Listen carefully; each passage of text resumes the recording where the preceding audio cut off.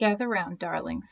It's story time. Today we're going to run through a brief history of where this idea of maladaptive daydreaming kind of started in and took off from. And if you've done some preliminary research into maladaptive daydreaming, you probably think this story starts in 2002 with Ellie Somer, but it doesn't.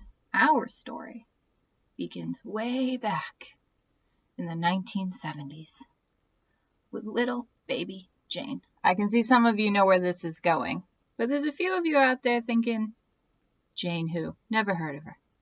You have. We'll get to that. So little Jayne was a lovely child who lived in a lovely house with her lovely parents, a doctor and a therapist, who supported her and loved her unconditionally and gave her all the space she needed to dream. And dream she did for hours, pacing around her front yard, shaking a little string, dreaming that she was the 7th Brady child. And little Jayne started to notice that she wasn't like her friends, started to think she was weird. So she talks to her parents. They think, all right, let's go see somebody. So she sees a therapist who says, you're a very imaginative little girl. Carry on. And another therapist, and another, and another. Nobody really gives her the time of day. They've never heard of such a thing. It's not strange for children to live in their imagination. And Jayne's intelligent and happy. What could be the problem? So she knows something up, something different, but really has nothing to show for it, so just goes on with her life. She ends up in college, really good college, and she does well. But it's always a very exhausting balance. She's cramming for tests the night before. She's sitting with her friends, thinking only of when she can get home to daydream. She's wondering if she'll ever live a normal life. What's a relationship going to look like when she needs every spare second that she can get to dedicate to her inner world rather than to a partner? And she's bouncing from doctor to doctor and therapist to therapist, trying to figure out what's going on, and nobody has anything for her. So now it's 2006, and Jayne has graduated from Harvard Law School. She's working with vulnerable populations, literally lifting people up out of human trafficking, and she still has no answers. But she hits Google one more time, and finally, she finds it. On the forum India Parenting, someone posted an article detailing their child, showing all the same symptoms that Jayne had as a child. And the comments to that were all people like her, like us, weighing in with their experiences. So now she's on to something. She does a deep dive and finds that little paper from 2002 written by some dude in Israel. But it's really the only academic piece out there. But Jayne is a very hard-working and privileged young woman. She has friends who know what they're doing. She has the resources at her disposal to really get to the bottom of this. And she does. She gets her psychiatrist to do a case study on her. See, a couple of years before this, she had found a psychiatrist who found a family history of OCD.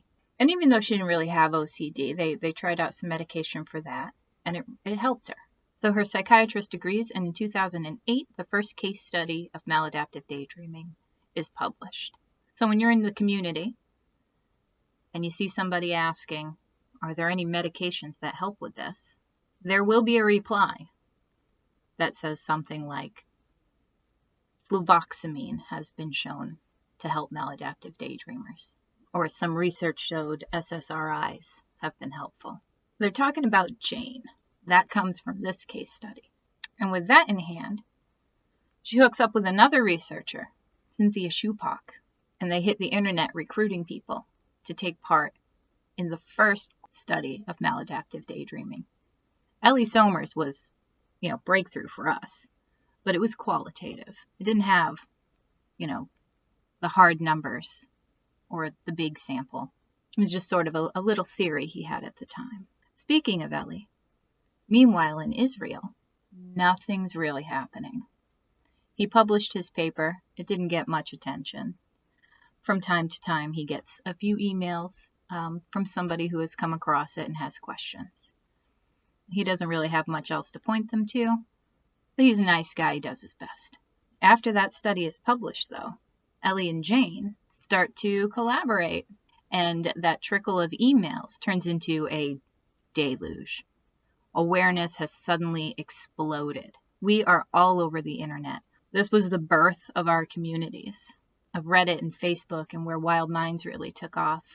And in 2016, they co-author a paper together along with Jopp and Lehrfeld called Evidence for an Under-Researched Mental Health Disorder. During this time, they also developed the first measures for maladaptive daydreaming, and she was put as a co-author on the development of the Maladaptive Daydreaming scale paper. She also wrote that article in The Atlantic, When Daydreaming Replaces Real Life, which is single-handedly responsible for letting thousands of maladaptive daydreamers out there know what the condition is called and that there are others like them out there. For a lot of people, this is what they found first. You might even be one of those people. So what's she up to now? Well, she's still helping out the vulnerable. She's a lawyer that deals with human trafficking. She went back to school to get a degree in psychology so that she could better look into these things.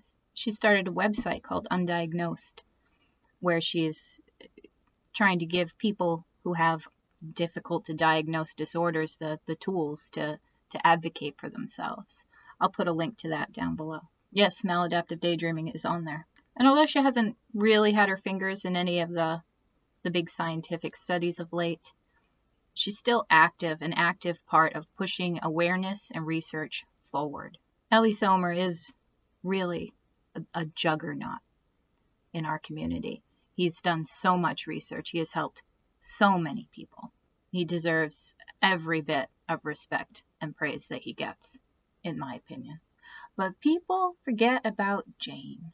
Without her initiative, right now, that paper from 2002 would just be some little theory some guy in Israel had 20 years ago that nobody ever really paid attention to. So that's it. Brief history of where we kind of came from as a group.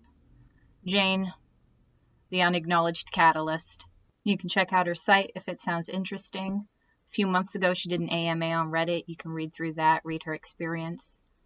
I'll also put a link down there of an interview she did where you can hear her talk about her experiences herself. And that's pretty much it for this video. Can't remember the last time I did one where my cat didn't interrupt. So that's cool. Bye.